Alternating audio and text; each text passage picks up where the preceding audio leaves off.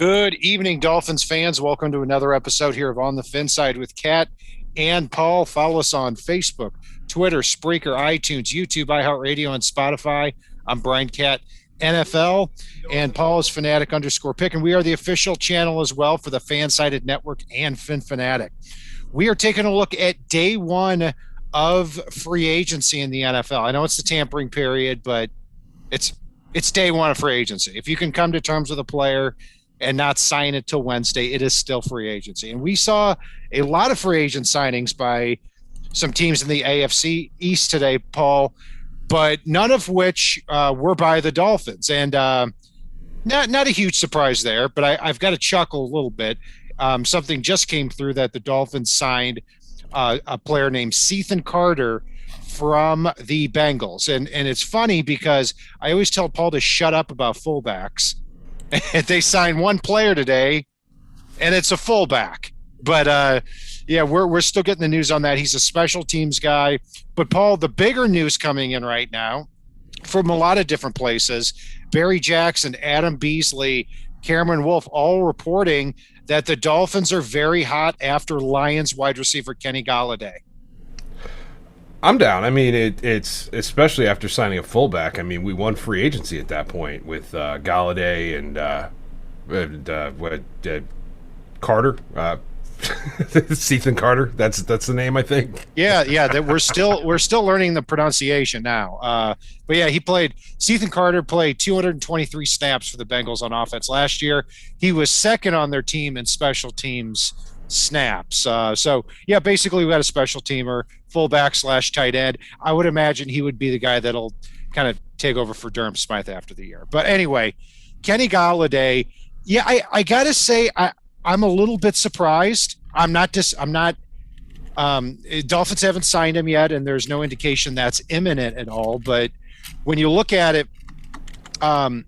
we talked about how Golladay, even though a very talented player, he's coming off an injury, and he also kind of fits that same mold of a Devontae Parker and a Mike Gesicki. I mean, this is somebody, according to Next Gen Stats, averaged 1.9 yards of separation per route, which was the lowest in the league.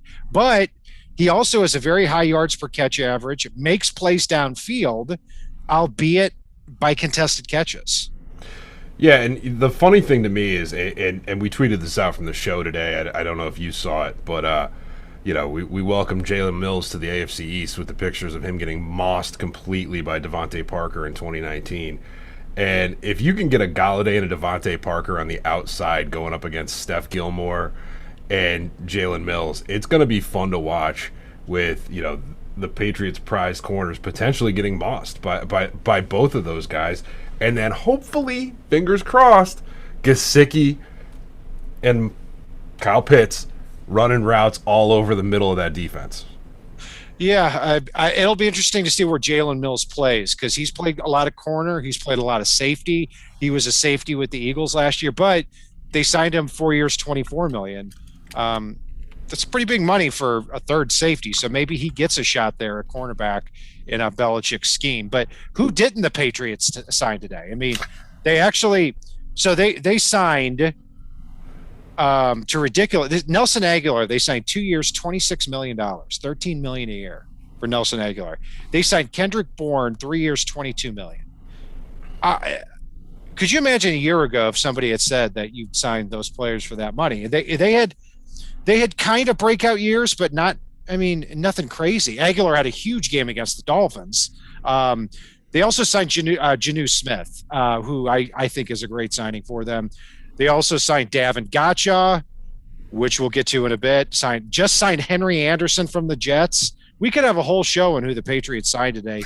They certainly, Paul, did not waste any time completely throwing all their cap money out the window here.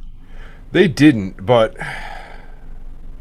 I'm not intimidated by most of those signings. I mean, Jonnu Smith is probably the one that I think is the biggest one for them. We all know who Davin Gotcha is and isn't. And really,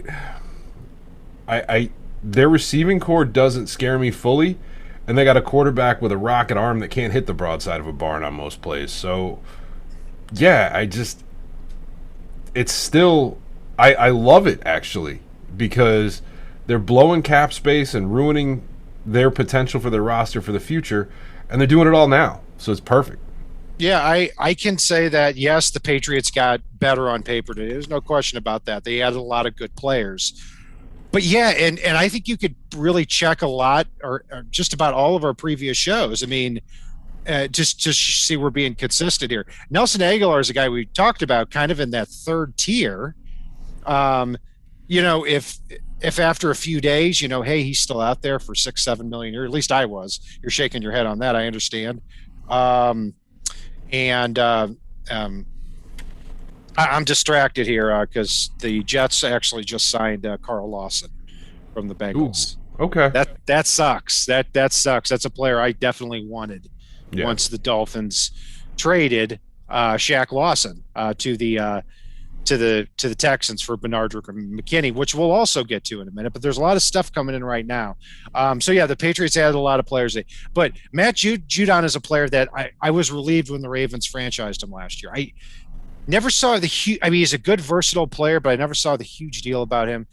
But if you had told me that Aguilar would be 13 million, Kendrick Bourne would be 7 or 8 million, I would have said that's way, way, way, way too high. And Davin Gotcha, God bless him, got overpaid too. Yeah, and you know what? I think it's a byproduct of the fact that they're no longer the Patriots they were, and so they're not getting that "we're coming here to win" discount that they used to get in the past. And I think Belichick's realizing that, and he's paying what he has to start trying to roster build. But I'm not sure that they're the division winner, even with spending all that cap money today. I mean, we've been there. We have been there as Dolphin fans. But the difference is, when we did it, we went for the top of the heap. The Patriots went in on most of these positions and signings somewhere in the middle of the heap, deep and heavy on day one. Right. I completely agree with you there. And, that's what I like to avoid is, hey, I'm good with staying out of free agency. I'm good with going and getting a star like a Kenny Golladay. But what I don't want to do is just sign 7 or 8 players that on some level their other team didn't want. Look, the Raiders have a lot of money. They didn't re-sign Nelson Aguilar. They had him for a whole year. Kendrick Bourne for the 49ers. The 49ers could have got him back for not too much money. I mean, those are the ones like the Albert Wilson signings. It's like, what?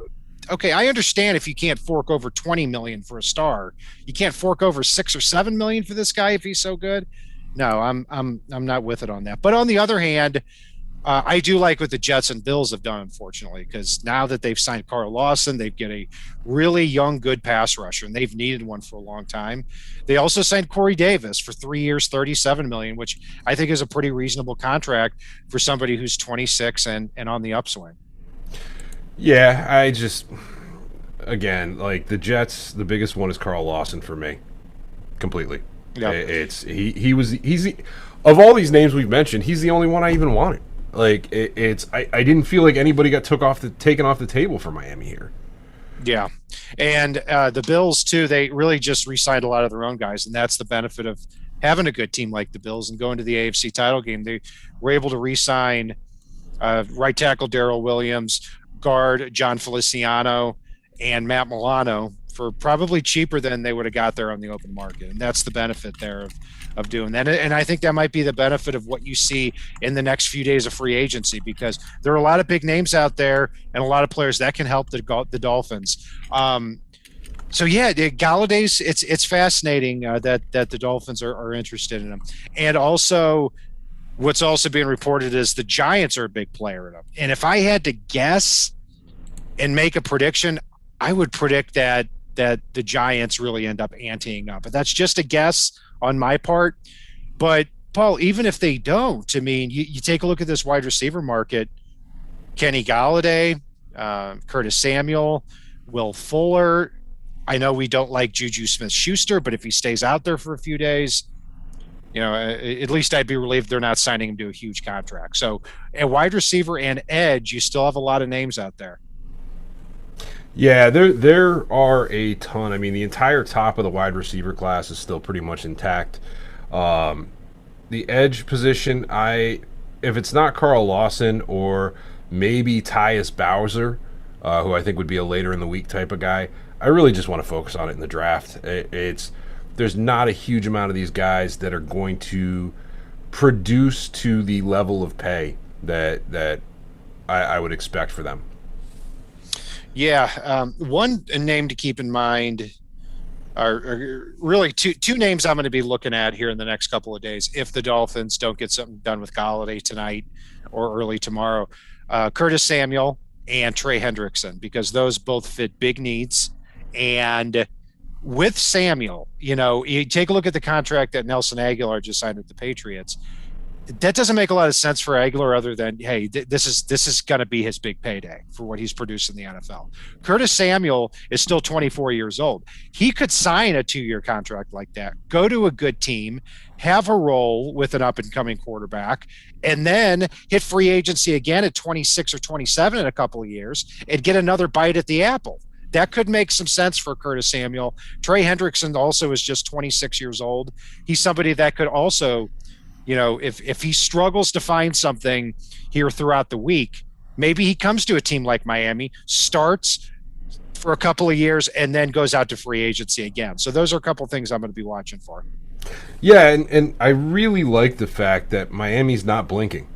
They're waiting for the value, the player they want at the value they want. And that's unusual. I mean, I'm used to Miami going out and just going, gimme, get over here, and ruining their cap space. I mean, I'm not saying that they're going full on Saints mode like the Pats are, but they were destroying their cap on day one and then trying to cut some people to fill in the rest of their gaps after the fact. And I'm glad to see that trend is over with. Yeah, back in the Mike Tannenbaum days, when some of these players are being signed, like when the Dolphins re-signed Andre Branch, I think a few days after free agency started. Kat, we're hearing in the chat here, it sounds like we missed it, but Curtis Samuel actually signed with the Jags now. Oh, okay. Well, news is coming in pretty fast here, so the beauty of being live. Yeah, that's for sure, especially with all this news coming in here. So I'm interested to see what he got on that. But it's all right. My guy's still out there. 4 years, $48 million is the word here. So interesting. But also too, now that takes Samuel off the board, but it also takes off takes the Jaguars cap down too. So now if the Dolphins want to go get Kenny Galladay or Will Fuller, and now there are fewer teams with that are going to be competing for him. So thank you to our listener there. I can't believe that was. Hold on. Somebody just said it was a fake account somebody bought in on. So see, you know what? The beauty, it gets worse every year with that. You know what? We can't. I bought in on one earlier, and I immediately caught it. But you remember I messaged you about Marvin Jones with the Colts? Yeah, well, I'll tell you what. We got some interns to fire here after this. After this segment here. So yeah, Curtis Samuel is still a free agent. Everything I said was correct. Everybody on Twitter is a loser. So anyway, moving on. Paul, there's still a lot of names out there, but right after we did our show yesterday, the Dolphins did pull a trade here, trading Shaq Lawson for Bernard McKinney, the linebacker from the Texans. I think we can agree a move that not a lot of us saw. But I don't know. I found it interesting. What I'll throw it to you first. What was your gut reaction on this trade? I loved it. It gives us a running mate with Jerome Baker in the middle. It gives us somebody that is completely solid against the run, can blitz, can move around, and really, it puts Miami in a position where they need an edge guy now, whether it's kind of that hybrid DE outside linebacker, but they can find that. It's why I mentioned Tyus Bowser now. It's why I mentioned, I look at Micah Parsons as still being a fit if he slides to 18, or if we miss on Pitts. I look at, guys like Ramondre Stevenson later in the draft, or even Vince Beagle, who's reportedly re-signing for a year. There's a lot of guys that can come in and fill that role and fill it effectively based on the front six we already have. Yeah, I overall liked it. I mean, I was not a huge Shaq Lawson guy anyway, to begin with, but I understood the signing it was kind of like with Eric Flowers on the offensive side of the ball. You just want to get somebody in there who's going to be an above average player, and Shaq Lawson was that. He sets a good edge from the defensive end spot, but I think the main thing is at this time last year, Zach Sealer, who sets a great edge at his size, doesn't obviously is a big dude, but sets a great edge at his size, and Andrew Van Ginkel. Those were two players that we were not counting on heading into the 2020 season, and they stepped up. And now you're going to have to get them on the field. So I think that's why it made a lot of sense here. Now, Bernardrick McKinney is somebody back in the 2015 draft I really wanted, and he went several picks before the Dolphins, and then they traded down and took Jordan Phillips. McKinney from 2016 to 2019 played over 950 snaps each year. So he can definitely take on a lot of snaps. He's 6'4", 255, a huge guy.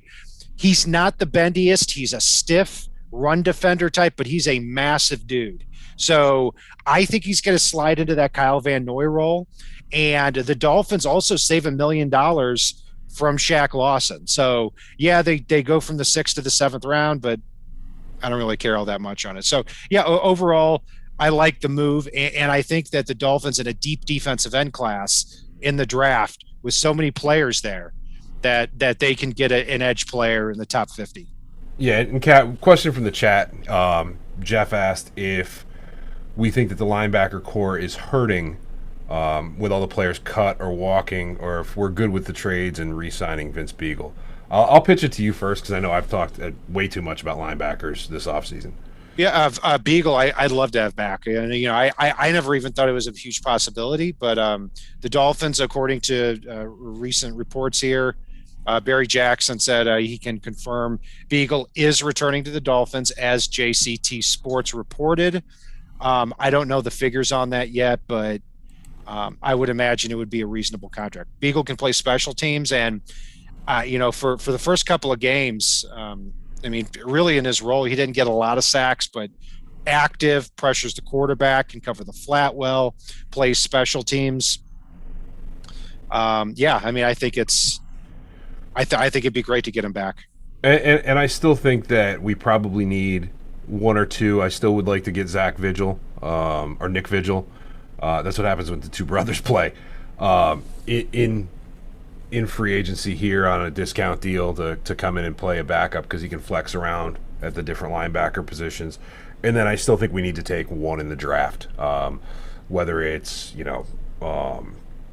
Micah Parsons or a guy like Chaz Surratt goes up my board a little bit now, given the fact that he can play a little more off ball than some of the guys we looked at early, and we've talked about already.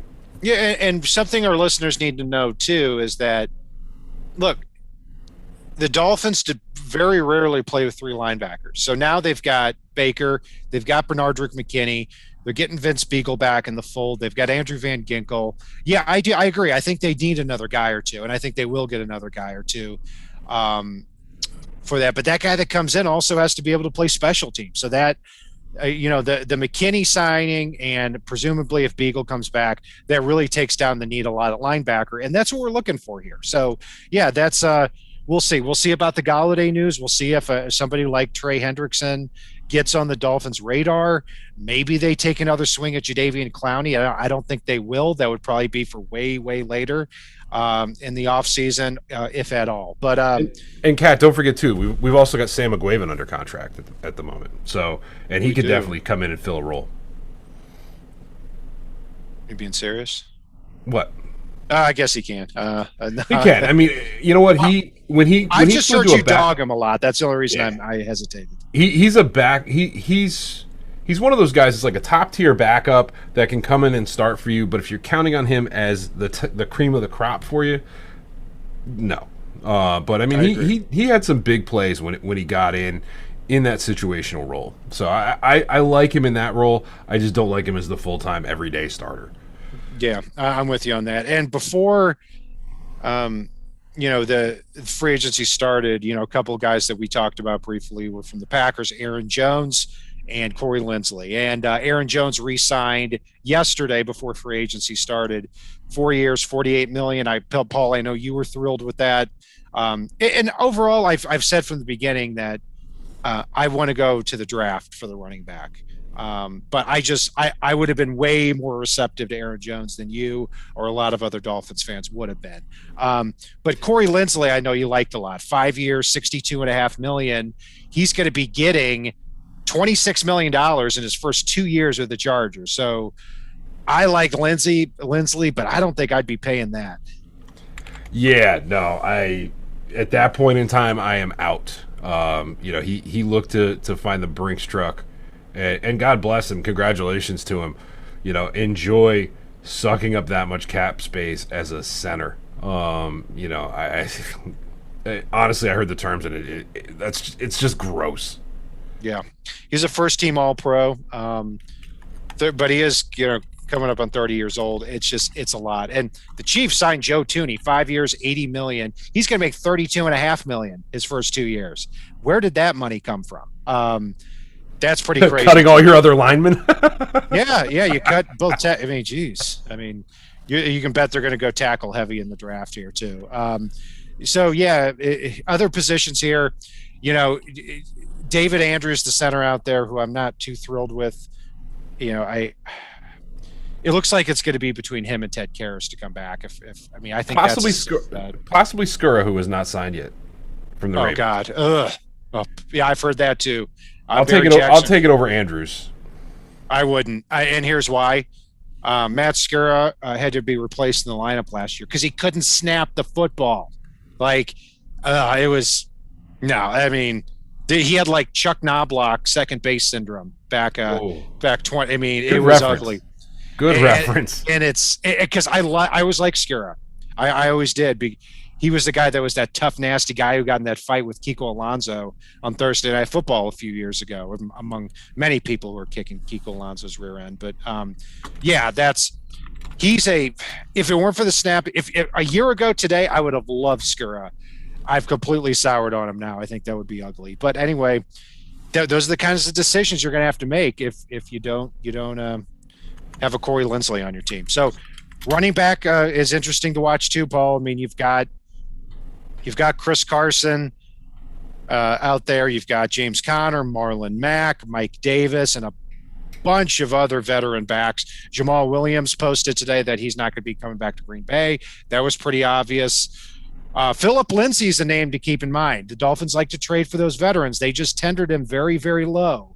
And there were whispers from a few weeks ago, I can't remember where, but that the Dolphins might have some interest.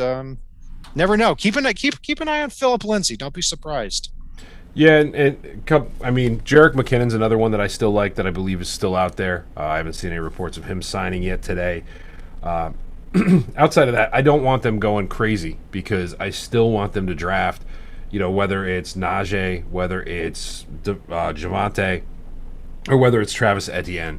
I want to see Miami draft a good, solid running back for the future. A lot of these guys that are out there in free agency are just rentals at this point, and they need to get somebody to come in and be that thunder to the Lightning with Savan and Gaskin. Stand on Philip Lindsay. Tom Pelissero tweeted out here that Lindsay, who was an undrafted free agent, that means another team can sign him to an offer sheet. And if the Broncos don't match, they receive no compensation. He battled injuries last year, but ran for over 1,000 yards in 2019 and is only 26. So I still want to go to the draft for running backs. I'm looking at that 36 pick for Najee, Javonte Williams, or Travis Etienne. But Lindsay is definitely more appetizing for me than any running back out there on the market. Yeah, and really it's, I could see that. I could get behind it, but I do worry a little bit about the injuries and when it comes to him. And guys, make sure you guys click like. Make sure you guys subscribe. We're going to be coming at you with any news we get this week. And really, we're going to be getting a lot more prominent here as the draft gets closer now that we've gotten through the doldrums of February.